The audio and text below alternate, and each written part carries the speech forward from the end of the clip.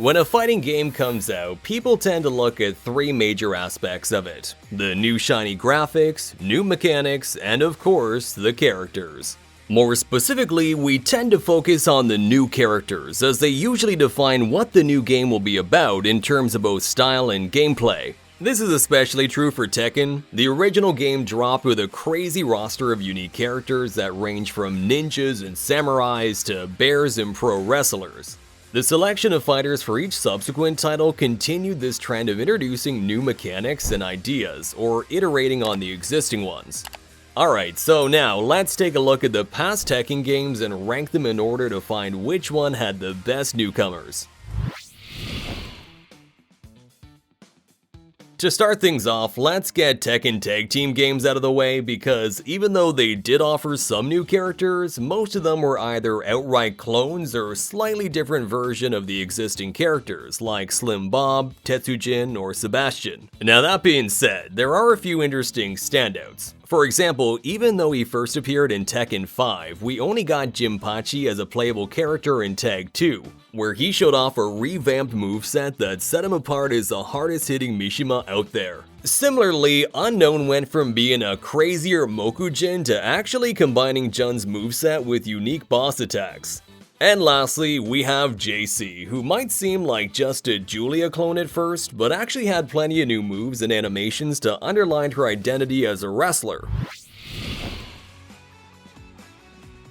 Tekken 4 is probably the most polarizing game in the entire series thanks to how experimental it was. With so many changes to mechanics, stages, and presentation, perhaps Namco wanted to play it safe with the roster, only adding 6 characters, half of whom were clones. Violet and Miharu were palette swaps of Lee and Xiaoyu respectively, and while Christy is one of the fan favorites, she's still a carbon copy of Eddie. The unique fighters though are entirely original and both add something special to Tekken. Now, as we mentioned in our video about the martial arts of Tekken, Steve really underlines the spirit of Tekken 4. As a proper boxer, he breaks the established conventions and uses kick buttons almost exclusively for movement instead of actual kicks. Craig Marduk wasn't quite as crazy of a character, and yet he also served as a great addition to Tekken. The infamous tackle expanded the grounded game and offered a new approach to grappling, while Marduk as a whole did a great job of representing the sport of Valley Tudo. Finally, there's also Combat. He started out as just another Mokujin, but like some of the other fighters, gained a new purpose with Tag 2, essentially becoming somewhat of a custom character, as instead of adapting random movesets, you could actually pick and choose the attacks you want him to have. Tekken 2 also didn't offer too many newcomers, and yet it was so densely packed with quality.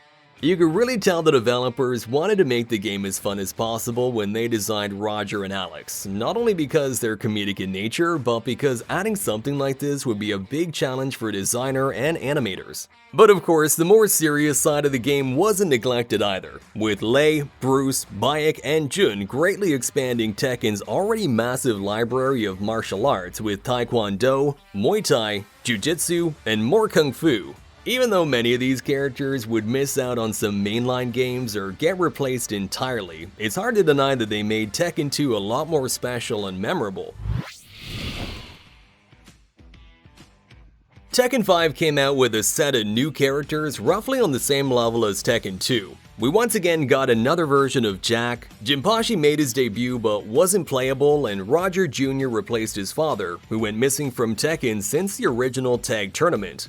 Other than that, we got such a loaded cast of new characters that it's hard to imagine putting Tekken 5 any lower on the list. The entirely new characters like Lily, Dragunov, Fang, and Raven were a nice mix of grounded martial arts and more eccentric, over-the-top styles, like Raven's ninjutsu and Lily's ballet-based attacks.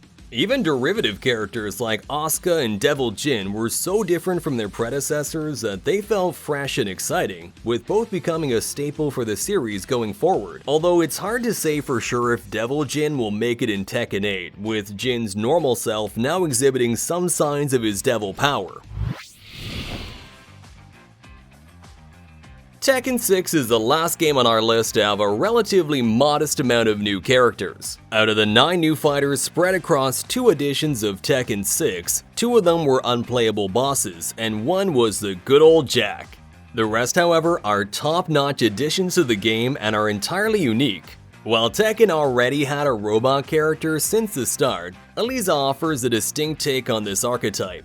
Unlike the massive and slow Jack, she can boost around the stage, perform many impossible motions, and transform her arms into chainsaws with an install-style mechanic of destroy form. She is also joined by an entirely organic weirdo, Zafina. I mean, with so many martial arts already present in Tekken, it's only natural that over time we would get a little bit more zany. And Zafina is a perfect example of this. Everything about her just feels off, but in a kinda cool, intriguing way. Her unnatural motions and awkward-looking stances give Zafina an aura of mystery, while also making her attacks harder to read despite their smooth, flowing motions. 4 other characters, Leo, Miguel, Lars, and Bob, were a lot closer to the traditional martial arts, though Bob and Lars certainly spice it up with a lot of gravity-defying stunts. Miguel and Leo, on the other hand, are almost comical opposites of each other, with Miguel being a big and brutish street brawler, while Leo is among the smallest characters in Tekken who represents the extremely technical and explosive Baji Quan. It's impressive that such a varied and fleshed out cast was possible even after so many years of non-stop high-quality newcomers and Tekken's famously large rosters.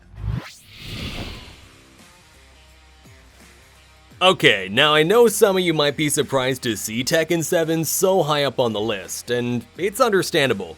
Characters like Lucky Chloe, Josie, or Eliza, who technically was added in Revolution, are often mentioned when people talk about their least favorite characters. And yet, these polarizing newcomers have plenty of fans who fell in love with their design or gameplay too. I mean, we even have plenty of pro players like Grolanda, Kaiser, Lowhigh, Shadow 20Z, Dodo Ring, and many others becoming true specialists of these new characters, thereby representing them at the highest level of competition. Even if you might have disliked some of them, these characters added so many new things to Tekken. For example, despite Tekken being so dedicated to martial arts, Lydia's the first fighter to give us a truly faithful depiction of karate. Similarly, Falcon Rum's Muay Thai is not new to the series, but how cool is it to see some of his moves were mocap by the legendary Sen Chai? Not to mention, we also got representatives of entirely new styles and countries with Shaheen, Katarina, Josie, and Leroy.